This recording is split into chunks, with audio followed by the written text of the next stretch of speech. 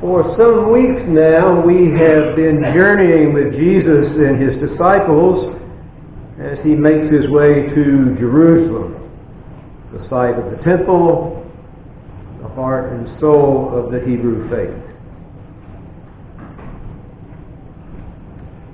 That portion of Luke's Gospel takes up almost half of the Gospel, the story of this journey from the north country to Jerusalem.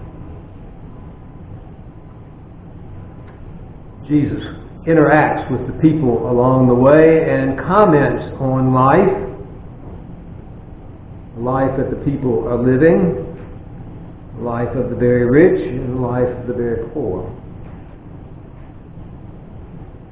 In our gospel story 2 weeks ago, Jesus was commenting on how the wealthier Pharisees interact in terms of their wealth at dinner parties, how they're very concerned about their social status, all of the maneuvering that goes on of who gets to sit in the highest seats, the seats of honor. He says that everybody is striving, mercilessly striving, wanting to be somebody. And I suspect that each of us knows something about that desire to be somebody. Last week it was the story of the corrupt estate manager who was overcharging on the goods that he was selling by the estate that was owned by an absentee landlord. The price of the goods also had added on the commission for the estate manager. There were a lot of outstanding debts. And then the absentee owner shows up one day with the auditors because he has sensed there's something wrong with the books. The estate manager is panicking. He's got to act quickly. So he calls all of those who have outstanding debts and says, "Come pay your bill. I have reduced it." What he's really done is he's removed his own commission. Made the account very attractive. And they rushed to pay it off. But the auditors found it. Overcharging, cooking the books, embezzlement. But then when the owner discovers how the manager has handled it, how he's gotten all the accounts paid up to date, he commends him. He commends him. He says it's shrewd management. Maybe he's learned a lesson. Maybe he'll go straight. Jesus' comment on the whole scene is, you cannot serve God and Satan too. You cannot serve God and Satan too. So now, today we come to the latest installment in Luke's account. It's a familiar story. We've all heard it. The story of the rich man and Lazarus, the poor, crippled beggar who's lying at the gate of the rich man, watching him enjoy all of the benefits of that wealth, and he has nothing and is suffering. And he begs the rich man for just the crumbs from his table. Just the crumbs from his table.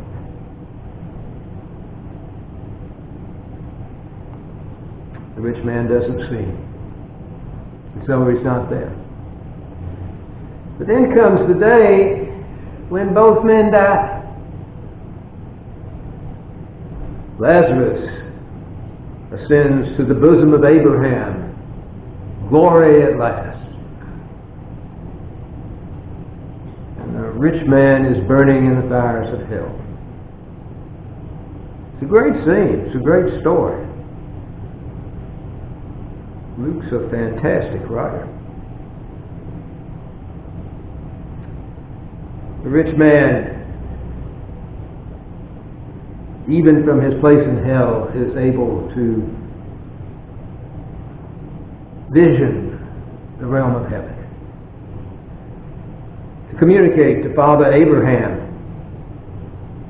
He begs Father Abraham to have Lazarus bring him some water. Everybody needs water in hell, don't they? Cold beer would be better.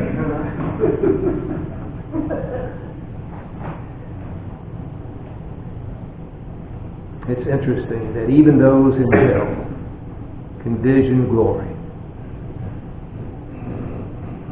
But notice that even from his place in hell, Lazarus is still nothing more than somebody to be used for something.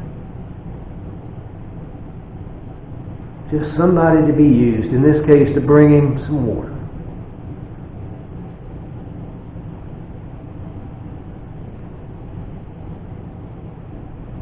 The rich man begs that Father Abraham not only will send Lazarus, but send him to his brothers, his living relatives, that they may learn from all of this. And the answer from Father Abraham is they have the prophets, and even if someone from the dead should come, they will not change their ways.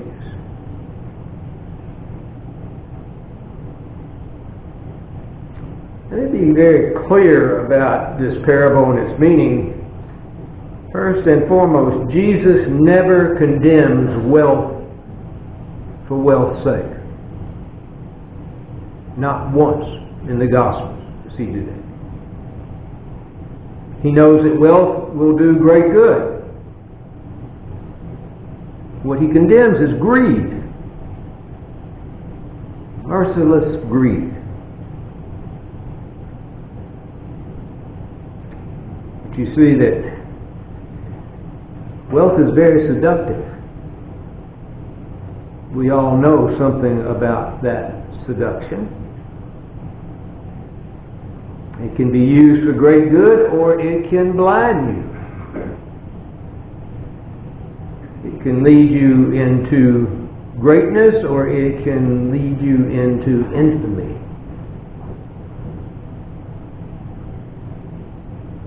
The wealthy gentleman in Jesus' story has been made blind.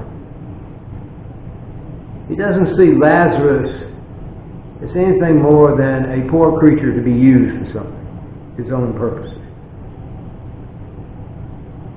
His sumptuous lifestyle brought on that type of blindness. It occurs to me that often you and I do not see. We do not see. It may be the suffering of one lying at our gate, not on a stretcher necessarily, but a person laden as an invalid. The guy standing on the street corner with a sign that says hungry.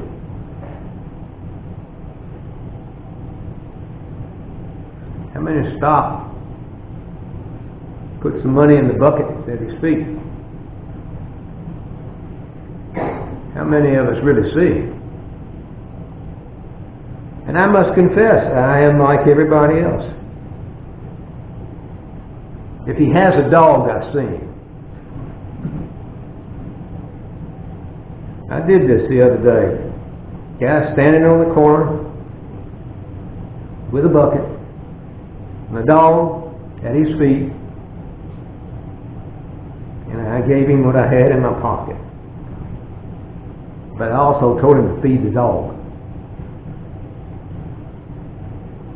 We see what we want to see. We see what we are moved to see.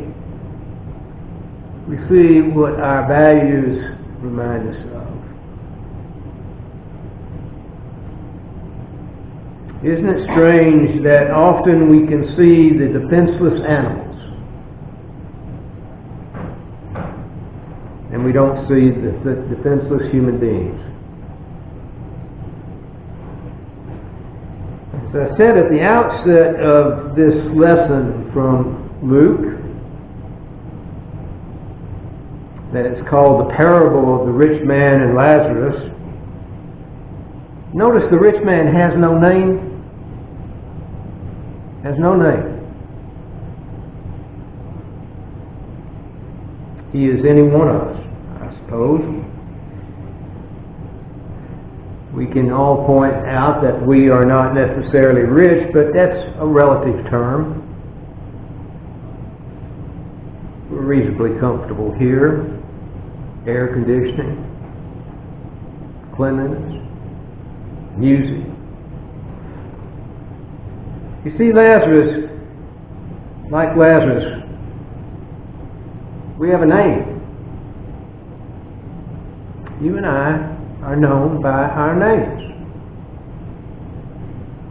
We call each other by name.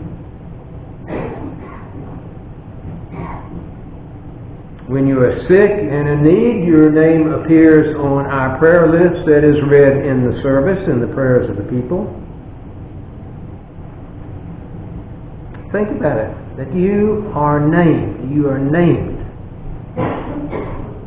When somebody calls your name, how they pronounce your name, whether it's a warm calling of name or not, makes a difference. Your name. You're not just anybody. You're not a rich person, man, poor woman, gray hair. You have a name. I have a name. Most of us got our name at our baptism. My parents told me the story of mine. As an infant at the church, my godparents were an aunt and uncle.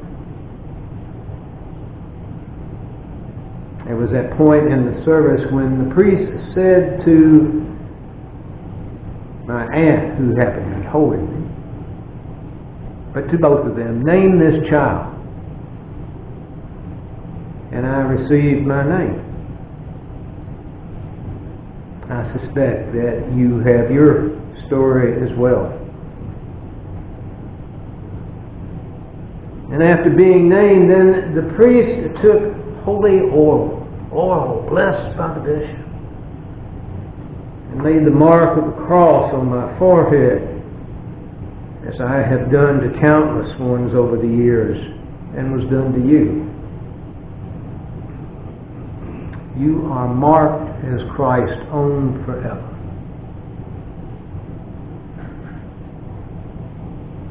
I have learned over the years to use the person's name, Sam or Jane or Pete. You are marked as Christ's own forever. I'm willing to bet that most of you are familiar with the gospel story of Lazarus, that his name will ring a bell in your memory. The question, it seems to me, that Jesus is raising was the same as to the rich man. Do you see him? Do you see him, the one with the name? I was looking back through some old records the other day, and I came across an article from a number of years ago. An article in a journal written by a hospice nurse, Bonnie Ware. She kept a journal of her dealings with people who were dying, people in her care who were on their last, or in their last stages. And she started making a list of regrets. Regrets that people mentioned in those latter days. She published an article in a psychological journal that I happened to come across. I wish I had let myself be happier. I wish I had stayed in touch with my friends. I wish I had had the courage to express my feelings. I wish I hadn't worked so hard.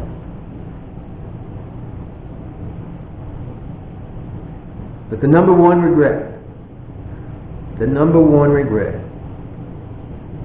I wish I'd had the courage to live a life true to myself, not the life that others expected of me. I wish I'd had the courage to live a life true to myself, not the life others expected of me.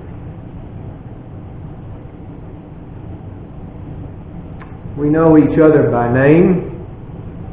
Mary, John, Don, what have you. Not only have we been given a name that we call one another, but we've also been marked. With that name we have been marked as Christ's own forever. It seems to me that being marked should be all the courage that you and I need to live a life true to ourselves.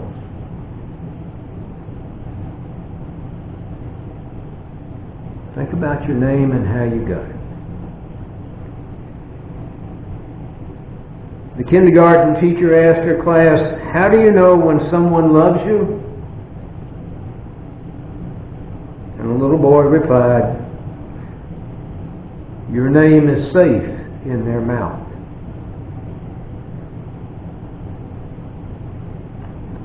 Amen.